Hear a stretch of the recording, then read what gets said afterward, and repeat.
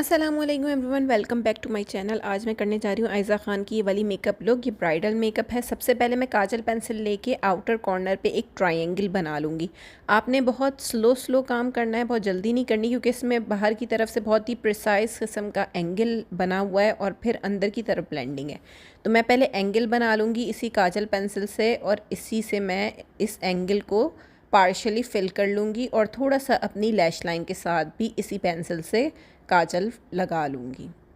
अच्छा, ये model bridal look है क्योंकि ये शूट का मेकअप है, तो इसमें जो है हमने बहुत ही न्यूट्रल कलर यूज़ करने होते हैं, क्योंकि जब भी हम शूट के लिए मेकअप करते हैं तो हम बहुत ज़्यादा ब्राइट कलर यूज़ नहीं करते, ताकि आउटफिट से अटेंशन आपके फेस या आइज़ की तरफ बहुत ज़्यादा ना जाए।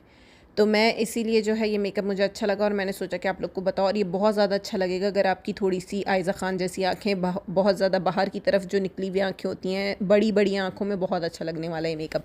अब सेम यही पेंसिल से जो मैं अपनी आइज़ के अंदर काजल लगा लूँगी अपनी वाटर लाइन के ऊपर, और फिर मैं लूँगी एक अदद एंगल ब्रश और इसके ऊपर मैंने लगाया है ब्लैक शेड, और मैं अपने काजल को इस ब्लैक शेड से सेट कर लूँगी। हल्का सा आउटर कॉर्नर में थोड़ा सा और शार्प कर रही हूँ ताकि अच्छा सा लुक आ जाए। आप अपनी आइज़ के मुताबिक आउटर कॉर्नर बना सकते हैं, और अगर आपको नहीं पता कि आउटर कॉर्नर कैसे शार्प बनाना है तो आप मेरा वो वाला ट्यूटोरियल ज़रूर देखिएगा जिसमें मैंने आई मेकअप की टिप्स बताई हैं। मैं उसका लिंक ऊपर भी दे देती हूँ। अब मैं छोटा ब्रश लेके अपने काजल को जो है सेट कर लूँगी, और साथ ही जो ये वाला पार्ट है जो मेरे मिडिल पार्ट और इनर कॉर्नर की तरफ आ रहा है आइज़ के, उसको मैं हल्का सा ब्लेंड कर लूँगी, क्योंकि इस लुक में आउटर कॉर्नर जो है वो थोड़ा सा शार्प है और इनर कॉर्नर हल्का सा ब्लेंडेड है। तो मैंने ये पेंसिल ब्रश लेकर अपना इनर कॉर्नर और मिडिल पार्ट ब्लेंड कर लिया। अब इसके ऊपर मैं हल्की टेपर्ड ब्रश की मदद से ये वाला ब्राउन शेड हल्के हल्के टैप कर रही हूँ, और अच्छा सा इसको हम ब्लेंड कर लेंगे।